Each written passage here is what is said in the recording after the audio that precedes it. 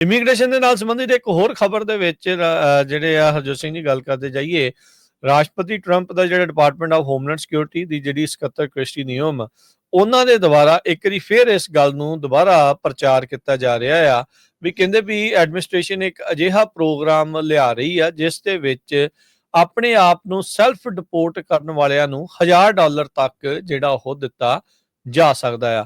ਕਹਿੰਦੇ ਵੀ ਇੱਕ ਵਾਰੀ ਉਹਨਾਂ ਦੇ ਆਪਣੇ ਵਾਪਸ ਮੁਲਕ ਟਰੈਵਲ ਕਰਨ ਦੇ ਜਿਹੜੇ ਪਲਾਨ ਆ ਉਹ ਕਨਫਰਮ ਹੋ ਜਾਂਦੇ ਆ ਤਾਂ ਕਹਿੰਦੇ ਵੀ $1000 ਅਸੀਂ ਦੇਵਾਂਗੇ। ਕਹਿੰਦਾ ਵੀ ਅਸੀਂ ਜੇ ਸੈਲਫ ਡਿਪੋਰਟ ਕਰਨ ਦੇ ਉੱਤੇ $1000 ਵੀ ਦਿੰਨੇ ਆ ਤਾਂ ਸਾਨੂੰ ਬਹੁਤ ਜ਼ਿਆਦਾ ਮਨੀ ਸੇਵ ਹੁੰਦੀ ਆ।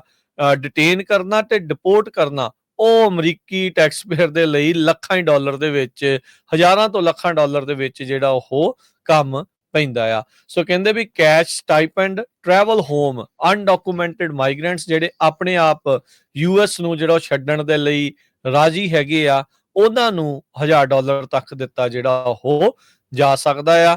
ਤੇ ਕਹਿੰਦੇ ਵੀ $1000 ਦੇ ਨਾਲ ਘਰ ਨੂੰ ਜਿਹੜੀ ਫਲਾਈਟ ਆ ਮਾਈਗ੍ਰੈਂਟ ਨੂੰ, ਉਸ ਇਮੀਗ੍ਰੈਂਟ ਨੂੰ ਜਿਹੜੀ ਆ ਉਹ ਆਫਰ ਕੀਤੀ ਜਾਊਗੀ। ਕਹਿੰਦੇ ਵੀ ਇਹ ਟਰੰਪ ਐਡਮਿਨਿਸਟ੍ਰੇਸ਼ਨ ਦਾ ਮਾਈਗ੍ਰੈਂਟਸ ਨੂੰ ਇੱਕ ਹਿਸਾਬ ਦੇ ਨਾਲ ਆਪਣੇ ਆਪ ਨੂੰ ਖੁਦ ਵਾਪਸ ਆਪਣੇ ਮੁਲਕ ਲੈ ਕੇ ਜਾਣ ਦੇ ਲਈ ਇਹ ਹੁਣ ਲਾਲਚ ਨਾਲ ਦੇ ਨਾਲ ਦਿੱਤਾ ਜਾ ਰਿਹਾ ਆ। ਅਧਿਕਾਰੀਆਂ ਨੇ ਜਿਹੜਾ ਦੱਸਿਆ ਵੀ ਆਲਰੇਡੀ ਹੌਂਡਰਸ ਤੋਂ ਇੱਕ ਬੰਦੇ ਨੇ ਇਸ ਪਾਲਿਸੀ ਦੇ ਤਹਿਤ ਫਲਾਈਟ ਤੇ $1000 ਜਿਹੜਾ ਲੈ ਕੇ ਆਪਣੇ ਘਰ ਵਾਪਸ ਹੌਂਡਰਸ ਨੂੰ ਜਿਹੜਾ ਉਹ ਚਲਾ ਵੀ ਗਿਆ ਆ।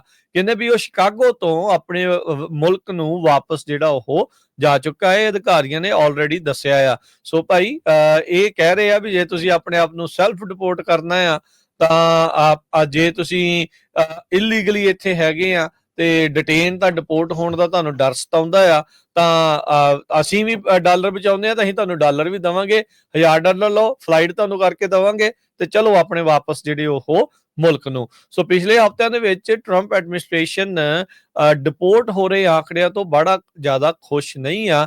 ਰੀਜ਼ਨ ਕੀ ਆ ਵੀ ਉਹਨਾਂ ਨੂੰ ਬਹੁਤ ਸਾਰੀਆਂ ਜਿਹੜੀਆਂ ਅੜਚਣਾਂ ਦਾ ਜਿਹੜਾ ਉਹ ਸਾਹਮਣਾ ਕਰਨਾ ਪੈ ਰਿਹਾ, ਚਾਹੇ ਉਹ ਅਦਾਲਤੀ ਆ ਤੇ ਚਾਹੇ ਜਿਹੜਾ ਕੰਮ ਥੋੜਾ ਜਿਹਾ ਅੱਗੇ ਦੇ ਨਾਲੋਂ ਸਲੋ ਡਾਊਨ ਇਸ ਹਿਸਾਬ ਦੇ ਨਾਲ ਹੋਇਆ। ਲੋਕਾਂ ਨੂੰ ਹੁਣ ਭਿਣਕਾ, ਲੋਕਾਂ ਨੂੰ ਪਤਾ ਲੱਗ ਜਾਂਦਾ ਵੀ ਕੀ ਕੁਝ ਓਵਰਆਲ ਚੱਲ ਰਿਹਾ ਹੈਗਾ ਆ। ਪਿਛਲੇ ਦਿਨਾਂ ਦੇ ਵਿੱਚ ਤਾਂ ਟਰੰਪ ਐਡਮਿਨਿਸਟ੍ਰੇਸ਼ਨ ਨੇ ਇੱਥੋਂ ਤੱਕ ਵੀ ਕਿਹਾ ਸੀਗਾ ਵੀ ਜਿਹੜਾ ਕੋਈ ਅਨਡਾਕੂਮੈਂਟਡ ਇਮੀਗ੍ਰੈਂਟ ਆ ਉਹਨਾਂ ਦੇ SSN ਅਸੀਂ ਰੱਦ ਕਰ ਦੇਣੇ ਆ ਤਾਂ ਜੋ ਫਾਈਨੈਂਸ਼ੀਅਲੀ ਕੁਝ ਵੀ ਕਰਨ ਦੇ ਵਿੱਚ ਉਹ ਕਾਮਯਾਬ ਨਾ ਹੋਣ। ਹਾਂ, ਓਬਵੀਅਸਲੀ ਕੈਸ਼ ਦੇ ਉੱਤੇ ਤੁਹਾਡੇ ਕੋਲ SSN ਹੈਗਾ ਨਹੀਂ ਹੈਗਾ ਉਹਦਾ ਫਿਰ ਕੋਈ ਬੜਾ ਮੈਟਰ ਨਹੀਂ ਕਰਦਾ। ਕ੍ਰਿਸਟੀ ਨਿਯਮ ਹੋਮਲੈਂਡ ਸਿਕਿਉਰਿਟੀ ਦੇ ਜਿਹੜੇ ਸਕੱਤਰ ਆ ਉਹਨਾਂ ਨੇ ਸਟੇਟਮੈਂਟ ਦੇ ਉੱਤੇ ਸਟੇਟਮੈਂਟ ਦਿੰਦੇ ਹੋਏ ਆਖਿਆ ਵੀ if you are here illegally self deportation is the best, safest and the most cost effective way to leave US to avoid arrest।